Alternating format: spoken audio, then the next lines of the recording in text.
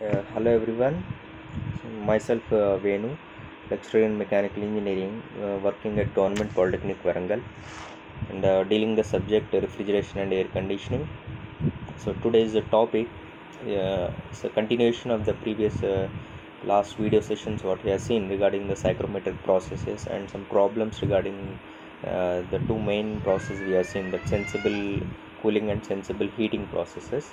So continuation in this video, today lecture will goes on the continuation of that psychrometric processes.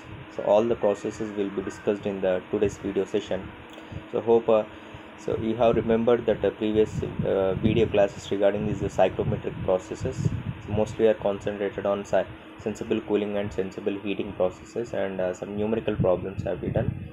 So in this continuation we will further focus on the other psychrometric processes. Just I will list out them, and one by one we will discuss in this today's video session. So just we'll recall what are the last video session, that is regarding the numerical problems on the psychrometric processes. And today's objective is, so after completion of this period I hope you will get some a knowledge regarding the addition and the psychrometric processes, what are the left out of psychrometric processes are there other than the sensible heating and sensible cooling. So we will see you can able to understood those processes in this today's video session. We will see them. I will list out here. So hope we will see this one by one in the coming next continuation period. So here the first one is the humidification. After sensible heating and sensible cooling, next we will study regarding this as humidification, dehumidification. Next one is cooling and dehumidification. So we'll try to solve some problem on cooling and dehumidification. It is very important. And next process is heating and humidification. So how all these processes can be done, and how it can be represented on the psychrometric chart. So we can see all these things in these psychrometric processes. Okay. So next, after heating and humidification, next one is heating and dehumidification. Next, cooling with adiabatic humidification. So we will learn all these processes. So coming to the first psychrometric process, that is the humidification process. So as you are aware with this terminology I have discussed in the previous video class, humidification is nothing but addition of the moisture content. Okay, addition of the moisture content to the air which is present in the atmospheric air, in the atmosphere.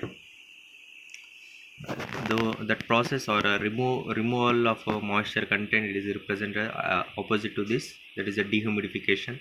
So addition of moisture content to this is humidification process, in which you can see on the y ordinate the what is the specific humidity value get increased here during the humidification or addition of the moisture content.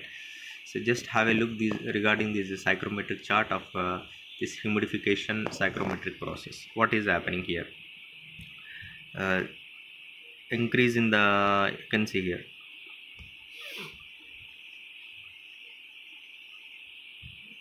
what is happening here, the specific humidity value it changes from W1 to W2. You can see the process, a straight horizontal vertical line is drawn where it's maintaining the constant the dry bulb temperature. There is no change in the dry bulb temperature. In last previous cases, if you observe, we have seen the changes in the dry bulb temperatures.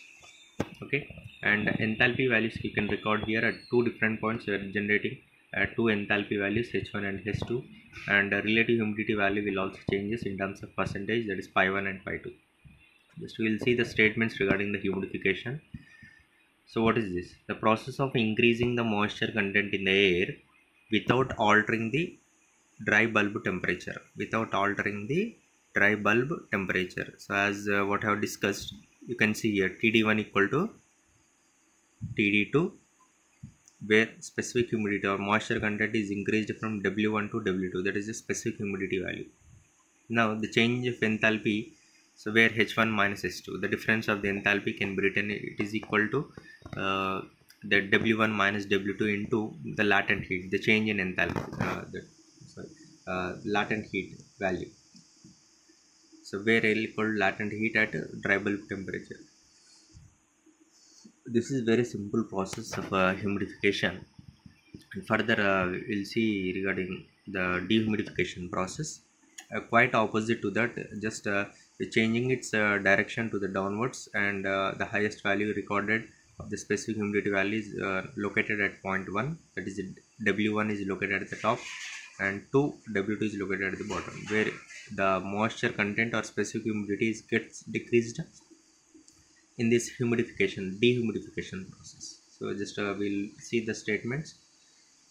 The process of decreasing the moisture content of air without altering the dry bulb temperature. Again the same case. Here the simple thing is we are decreasing the moisture content, where this TD1 equal to TD2, no change in the dry bulb temperature. Now the change in enthalpy, that H1 minus H2. So how it can be written? Again the same case, W1 minus W2 into the latent heat of that particular air which is at the dry bulb temperature, the constant dry bulb temperature. So this is the two processes, psychrometric processes. Additionally we are learning, that is humidification and dehumidification. So further we will see somewhat different psychrometric processes. Somewhat there will be change in this the representation of the line, the points or lines in the psychrometric chart. Next, the methods we will learn here, how that moisture content is increasing, how that moisture content is decreasing. So what are the methods for obtaining for humidification and dehumidification? So we'll see here. So humidification is achieved by two methods. One is a direct and second one is the indirect method. By these two methods we can achieve the humidification. It means the moisture content can be added by these two methods. So we'll see what are these two methods. First, during the direct method, so what we are doing, moisture content, how it can be added means from the water, the spray, whatever the water is sprayed, so nothing but it can be utilized like a moisture. So this water is sprayed into in atomized state, so very minute particles, like atomized form of a water particles are sprayed into the room directly. So where, for example, into the room means that room has to be get air conditioned, so it requires some moisture content. So directly what we are doing, that atomized state of water, very minute particles of water is directly spraying into the room. So this is one method. Next, coming to the indirect method, instead of directly pumping that atomizing the water particles into the room directly, instead of that, what we are doing, whatever the air which has to be sent into the conditioned room, so first of all that air is into the air, the water is sprayed into this into the water is sprayed into the air. That air is absorbing the moisture content, and that conditioned air is supplied into the room. Room means whatever the conditioned air has to be passed into the room, that conditioned room. So to that room, this water, the sprayed water is adding into the air. It get mixed, a stream of air along with the water vapor, that moisture content, it is supplied to the room, where it has to be get air conditioned. So this is the second method, it is a indirect method. Now, so this is one thing, how the water content can be added or water content can be removed. Just here some spray nozzles you can see here, where air is getting inlet. This is air washer, air inlet and air outlet you can see here, where any dust particles are there, so it can be removed. Further that air can absorb the water particles, into the moisture content can be absorbed in these air washers. So here dehumidification, so we learn these we'll see these statements. So entering how the dehumidification can be done, how right now we have seen the humidification in two ways, that is by direct and indirect process. How the dehumidification, it means removal of moisture content, can be done. So entering air is cooled below its dew point temperature by chilled water. So what happened here? How the air has to lose its moisture content. So how it is possible means whatever the entered air is cooled below the dew point temperature. As if you have remembered that point, DPT, dew point temperature, where the condensation process will starts to begin to will starts at that point, at that particular temperature. So that temperature can be taken as dew point temperature. So whenever that entered air is cooled very further it is cooled, what happens? It reaches to the dew point temperature, then it loses its moisture content by the process of condensation. Okay, so must ensure that air has to reach the dew point temperature value, then it loses its moisture content. So dehumidification process has taken place. Now the temperature of air leaving the air washer is much below the desired temperature. This is the one point. There it is passed to the heating coil before entering the room to be air conditioned. So further after that what happens? Uh, to get the required temperature into the room, then again it is heated with the heating coil before it enters into the conditioned room. So this is regarding the dehumidification process. Next, so this is regarding how the process of the how um, this humidification and dehumidification process are taking place, and we have seen the psychrometric chart regarding those two processes. Next, additionally, somewhat it may be different cases, the psychrometric process, that is cooling and dehumidification process, we'll see. So what we are doing, cooling in the sense decreasing the dry bulb temperature, dehumidification means removing the moisture content. So how it can be represented on this chart we will see here. So just we see the statements. So it's a process of both lowering the temperature as well as reducing the moisture content in the air, as we have discussed. Cooling means decreasing the dry bulb temperature, dehumidification means removing all the moisture contents. So both are the lowering processes only. One is temperature lowering and other one is the moisture content lowering. Now so it this process involves both the sensible and the latent heat removal. Both the heats has to be removed. One is sensible heat and other one is the latent heat removal for reduction of the moisture content, and one is sensible heat to decrease the temperature, latent heat is for removal of the moisture content. So both the things is to be happened for cooling and dehumidification. So for what we have to do, so the air is passed over a cold coil. This is how we can decrease the temperature or addition the sensible heat removal process. uh, Air is passed over a cold coil or through a cold water spray whose temperature is less than the dew point temperature of entering air.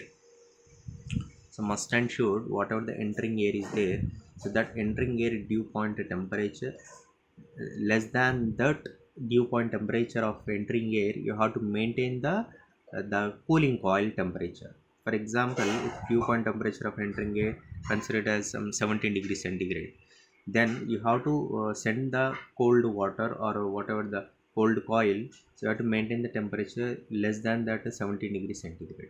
You have to maintain like 15 or 14 degrees centigrade, then only that dehumidification will take place. Why? Because if air is touching that less than the dew point temperature of that, then it get condensed, moisture content can be moisture, it will be lose its moisture content, and the dehumidified process will take place. Further cooling will also achieved here.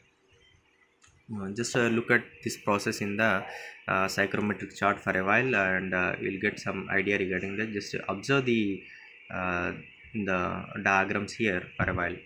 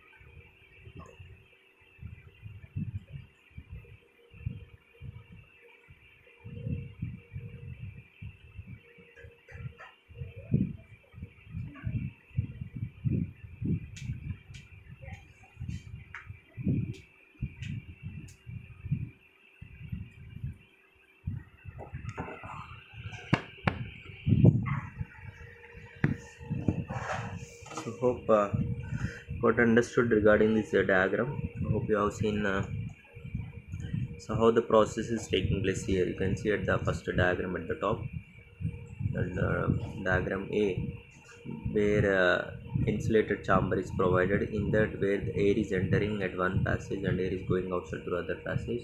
So there is a cooling coil, you can see here, where this cooling coil temperature that represented with the Tc, so which is less than the, so this value Tc is less than the dew point temperature of that air which is entering into the passage. So to keep it as a cooling coil, we are passing the refrigerant inside this cooling coil. Okay, next observe here in the part B, diagram B, here the air is entering, there is a spray header where the chilled water, so you can also spray the chilled water here. This is also another method. Cooling coil, here you are providing whatever the chilled water is there, so along with the pump it is pumping through the spray header. Okay, so this is spray header temperature, just like cooling coil temperature should be less than the dew point temperature of the air which is entering into that. Must and should the temperature of this spray header water or chilled water temperature, it should be less than the dew point temperature of the air. Now this is a psychrometric chart. So what we are seeing is psychrometric process of this cooling and dehumidification. So psychrometric chart, if you observe the process 1 to 3, it is representing change in the temperature from 1 to 3, and dehumidification process from 1 to 3. You will see what are all these points. So enthalpy recorded according to that is H1, H2, H3. You will see all these points here. So this is a diagram, you can note it down. This is a cooling and dehumidification process. So now you see the points regarding this. So in ideal conditions, cooling and dehumidification process is represented by the line. So ideally, how we can represent that, starting from point 1 to 3. So this is a cooling and dehumidification process on this psychrometric chart. But here, due to inefficiency of the cooling coil, considering that inefficiency of cooling coil, actual outlet condition of air is represented by 0.2. So complete it's not touching the saturation point. So assume that the final condition of the air is at 0.2, which it can be represented on the straight line 1 to 3. So here that is the process how the cooling and dehumidification will take place. So bypass factor can be represented as TD2 minus TD3 by TD1 minus TD3. So in terms of specific humidity, it can be represented W2 minus W3 by W1 minus W3, or in terms of enthalpy, it can be written as S2 minus S3 by H1 minus S3. Okay, so here, so inefficiency, why this bypass factor you are getting means some amount of air is not making contact with the cooling coil, so that it's getting affected there. Now if you see the sensible heat factor, how it can be written, sensible heat factor equal to the sensible heat by total heat. Total heat is nothing but both the combination of the sensible heat plus latent heat. So the SHF equal to sensible heat by sensible heat plus latent heat. So where it can be recorded as sensible heat, here you can see a horizontal straight line, you can see from point 2 A to 2. So in this difference, what is happening from point 2 to up to A, you can see A, where the cooling is taking place. So you can sensible heat process taking place, that is HA minus H2 by H1 minus H2 by H1. This is the total heat carried. You can see a straight line from A to 2, you can see here, and 1 to 2 is a inclined line, you can see here, where it is there is a change in the both sensible heat as well as the latent heat also. It means decreasing the temperature as well as the decreasing of the moisture content is taking place, or change of its phase is taking place. So that is the sensible heat factor, HA minus H2 by H1 minus H2. So here we will see one problem regarding this cooling and dehumidification. So just you can note it down all these. So air conditioned system, regarding one air conditioned system we are taking. So outdoor temperature generally is maintained 30 degrees centigrade dBT, 75% RH.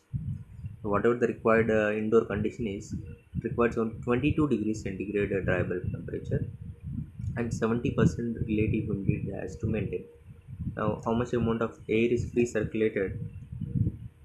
circulated is a 3.33 meter cube per second. So this much of air is required where it has to be circulated freely within the room, 3.33 meter cube per second. Now whatever the coil is there, that cooling coil, so that dew point temperature of that cooling coil or maintaining that is about 14 degrees centigrade. So the required condition is achieved first by cooling and dehumidification, and then heating. Okay, so they are asking first to estimate the capacity of cooling coil, capacity of heating coil in both tons. They are representing in tons. How much amount of water removed in kg per second. So all these three things you have to find out: capacity of cooling coil, capacity of heating coil, amount of how much amount of water removed in kg per second. That it means how much amount of mass. So we'll see all these things. So this is representation, the solution. Since you can see the diagram, so you can note the diagram here. This total process can be represented from 1 to 5. Okay, 1 to 5 is the process. That it means one how you can see, one is at 30 degrees centigrade dry bulb temperature, 5 is at 22 degrees centigrade. So we'll see what are all these points: 1 to 2 process, 2 to 3, 3 to 4, and 4 to 5. Or what is the 1 to 3 process? That is the cooling and dehumidification process, what we have seen earlier. We'll see what are all these things. So now we will see in a statement wise. The point 1 and 5 represents the outdoor and required indoor conditions. Okay.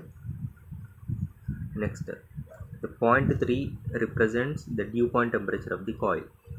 It means what is the temperature? 14 degrees centigrade.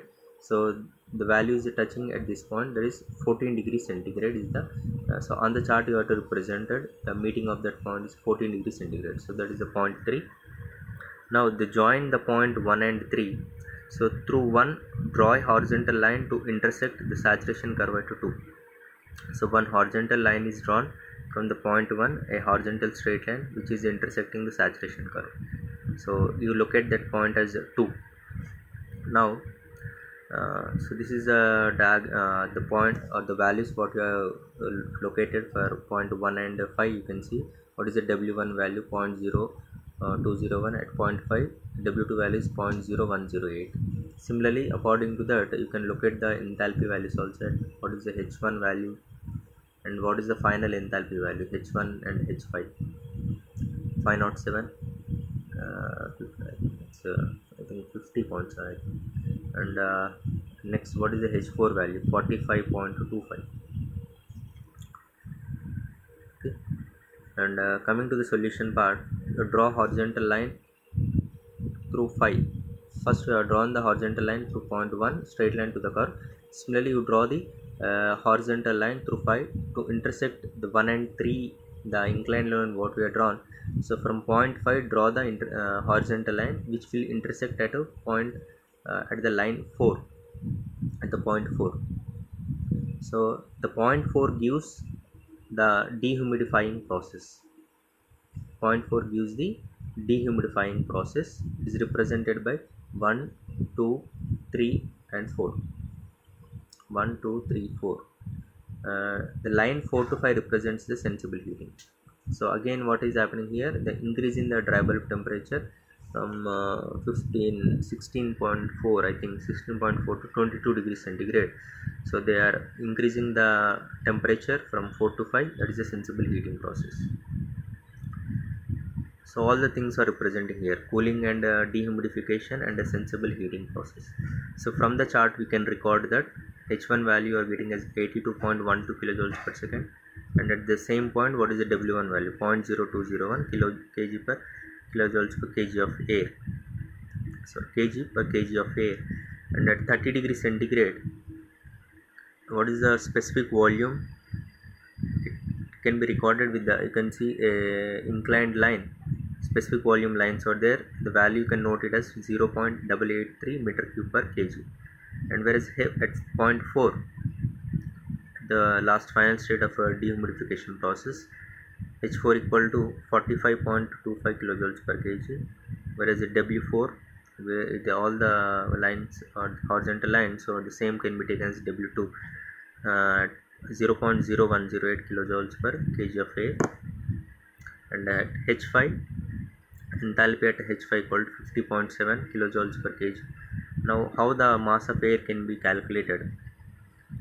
So mass of air, it can be taken as this mass of air circulated per second, that is a 3.33 by 0.883, that is a specific volume at point 1. So you can get that, so total kg per second mass of air circulated is 3.7712 kg per second is the mass of air circulated per second, or per minute if you take it as you do, 226.27 into 60 if you multiply, it is a kg per minute. The first one is how to calculate capacity of cooling coil. So mass of air circulated into H1 minus H4. So from the psychrometry chart, if you observe H1 minus H4, the 1 to 4 process, that is the cooling, you can see that H1 minus H4, the final state is H4, initial state is H1 by 210. So finally 210 in the sense it is a kilojoules per minute, where you, if you substitute, you will get in this 226.27 is in kg mass in kg per minute. So now we have to take by 210, okay, that is a kilojoules per minute. So where you can get the capacity of the cooling coil in terms of tons. So totally it is 39.726 tons. Similarly, the capacity of heating coil equal to mass of air circulated into H5 minus H4. So from 4 to 5 process, it is the heating coil process, heating where the dry bulb temperature is increasing. Okay, so if you do that 3.7 minus 45.25, so you'll get doing per minute. So by 60 if you are doing it, is getting in kilowatts, 20.56 kilowatts. That can be converted to the tons also. So amount of water removed, so you'll get from the specific humidity values, that mass of air circulated into W1 minus W2. So you know the values, so you can get from the chart if you have the chart. So you can look at those W1 W2 values, and 0.0201 minus 0.108. So this is the final value time, maybe W5, I think that is the W5 value, W1 minus W5, 0.01 108. So finally you get it as 0.031 kg per second. Now you can get the bypass factor for cooling coil can be obtained by using the relation. So TD4 minus TD3 by TD1 minus TD3.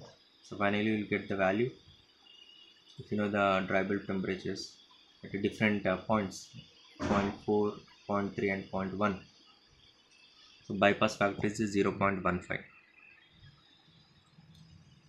Okay, now the bypass factor for heating coil, you are getting it as a TD6 minus TD5 by TD6 minus TD4.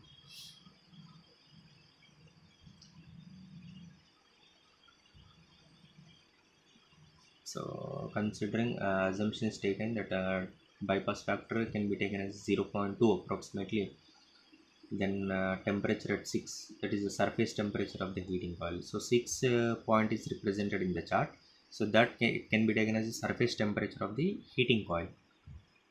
Now if you substitute approximation, you are taking bypass factor as 0.2, so substituting in that, now you'll get TD6 value as the more than the TD5 value, that okay, the value you are getting it as a 23.4 degrees centigrade. Why? Because heating coil temperature is more than the temperature which is attained by the air which is making contact with the heating coil.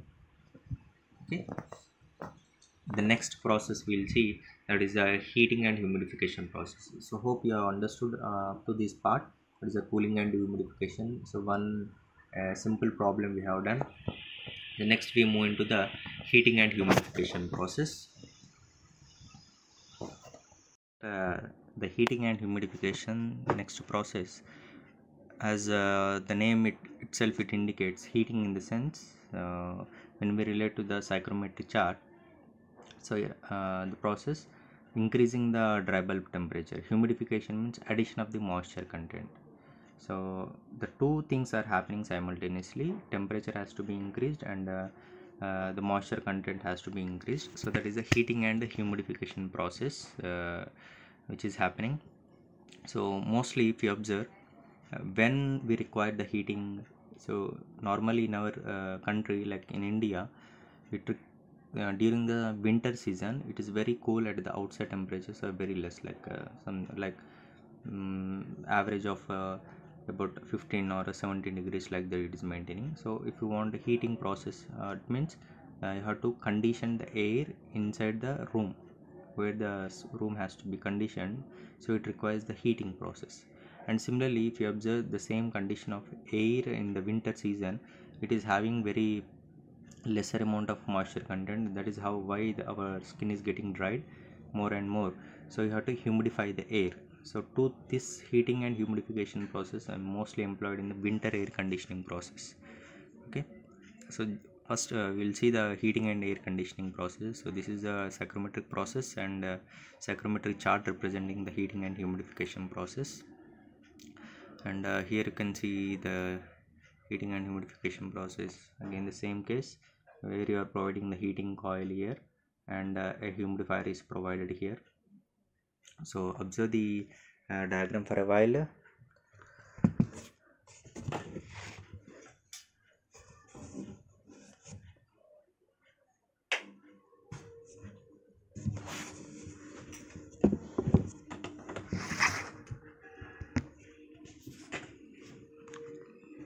So here humidifier is used for adding moisture content to the air, indirect form that is, and that conditioned air is sent into the conditioned room here.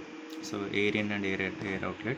So here this is the process from 1 to 2, where the dry bulb temperature is increased from TD1 to TD2, moisture content is increased from W1 to W2, and enthalpy values can be noted here. You can see H1, H2, where this HA is the first process, that is sensible heating process. Simultaneously, where you can also see the humidification process from A to 2. Now we'll see some statements regarding that. So the temperature of water sprayed is higher than the dry bulb temperature of entering air. Whatever the water is sprayed here, that water temperature is higher than the dry bulb temperature of entering air. So must and it should be higher, then only the heat is absorbed, and more the humidification, more the moisture content can be absorbed here. Air absorbs heat from the sprayed water. So the unsaturated air may reach saturation and will also be heated. Whatever the unsaturated air is there, so it will also reach the saturation point, and it will also will be get heated. So the process 1 to, it is mostly represented with 1 to 2 process. So air enters at state at 1 and leaves at point 2. So point 3 represents the mean temperature of the spray water. It means the spray water temperature is more, as we have discussed, more compared with the outlet air temperature, which is coming from the exit. So most effective, the way you are describing here, is 1 to 2 process. Now the spray water may be heated, whatever the high temperature spray water is coming, it is heated by the external source or another heating coil or some other source.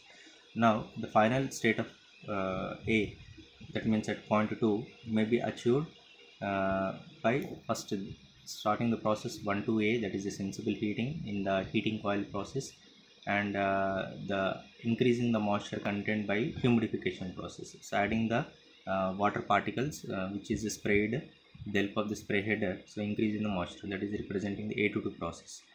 So in this process, dBT, WBT and the humidity ratio of the leaving air is greater than the entering air. So if you observe the initial conditions of that air, the final conditions are higher than the initial conditions of the entering air. So that is regarding first heating and humidification. Next we will see further a small change in the other psychrometric process, that is heating and dehumidification process, or in other form we are using the word as adiabatic chemical dehumidification. Here we are using one type of special chemical where it readily absorbs the moisture content, and a dehumidification process will take place here. Okay, so here this is what is happening here. So in this process, dry bulb temperature of air is increased and the moisture content is decreased. So as the name itself determines what is happening in the process. Now we are using chemical which is having higher affinity for moisture, or used to decrease the moisture content. So due to its higher affinity, it will absorb the moisture content very fastly, and it decreases the moisture content in the air. So this is how the dehumidification process is happening. Now, so the stream of air is passed over absorbent, that is a chemical which is absorbing the moisture, which is having higher affinity. So air comes in contact with the absorbent, moisture in the it gets condensed. This is the process what is happening, heating and dehumidification. So 1 to 2 here you can see the increase in the temperature. So here you can see the downward direction, it indicating the dehumidification process, and you can see the change in from TD1 to TD2. You can see on the x-axis where the dry bulb temperature is increased, that is the heating process. And if you observe the enthalpy, it remains same here, H1 equal to H2 value. Now this is the we'll see in statements. So due to condensation, specific humidity decreases here.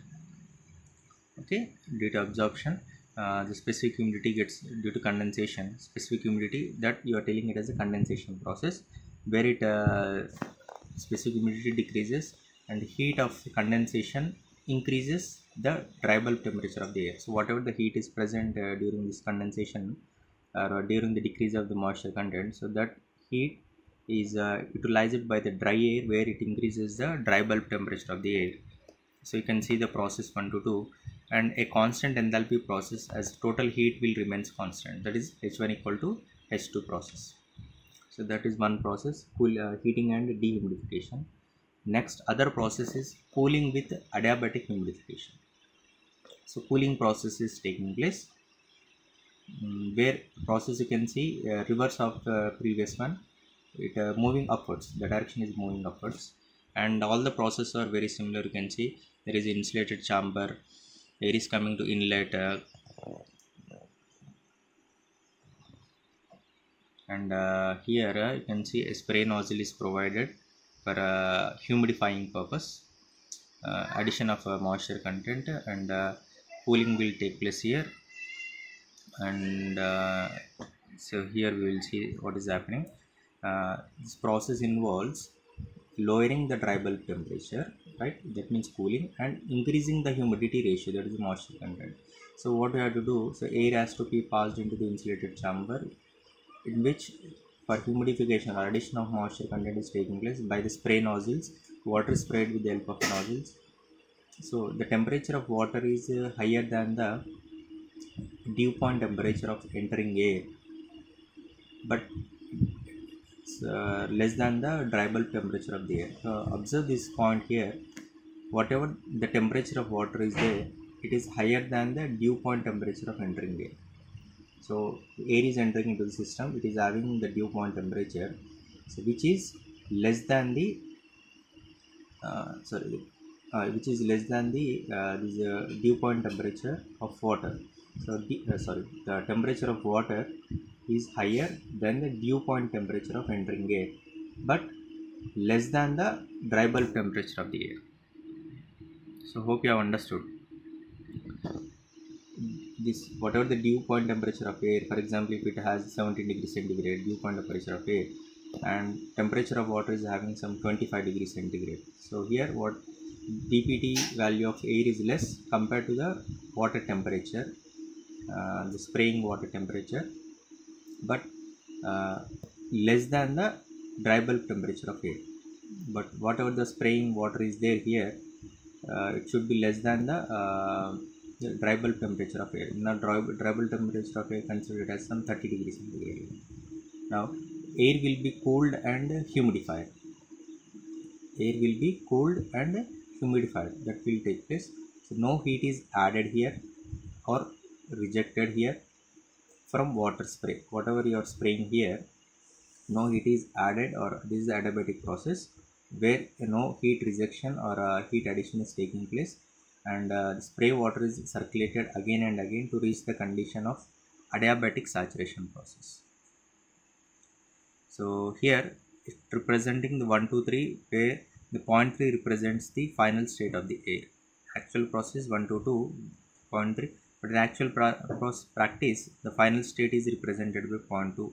So effectiveness of spray chamber equal to actual drop in dBT by ideal drop in dBT, so which is equal to TD1 minus TD2 by TD1 minus TD3.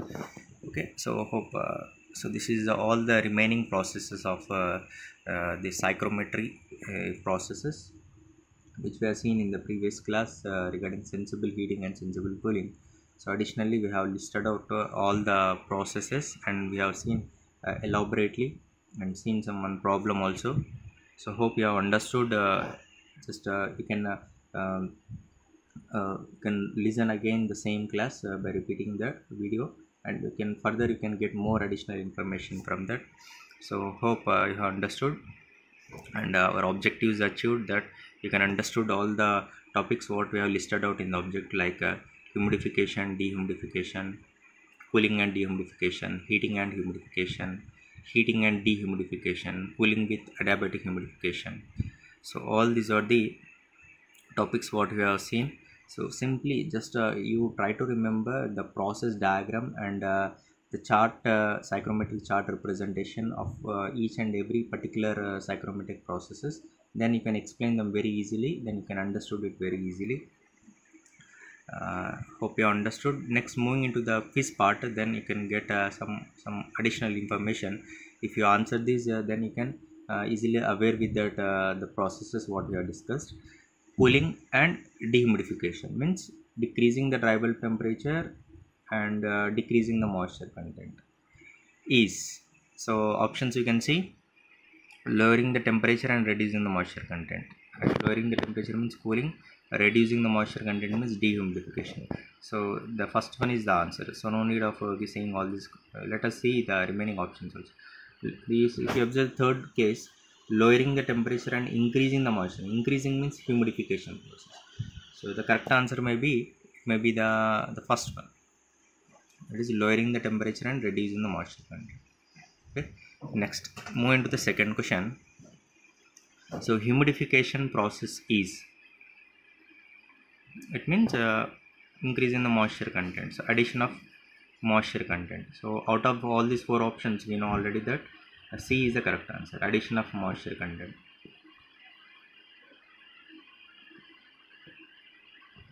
Okay, so this is the answer. Humidification process is addition of moisture content. Next, dehumidification process is, you can see the same options are given. So what is the answer? Dehumidification, removal of moisture content is the answer. That is the answer D. Next, water is sprayed in atomized state into the room to be air conditioned is called.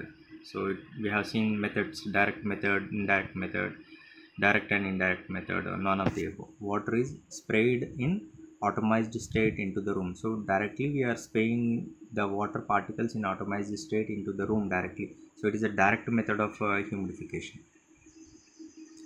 Next, cooling and dehumidification process is reverse of what? Heating and humidification. It's the reverse of that, right? Heating and humidification. Cooling opposite to the reverse of that is heating. Dehumidification and reverse of that is humidification process. So the answer is B. Cooling and dehumidification process is reverse of heating and humidification process, right?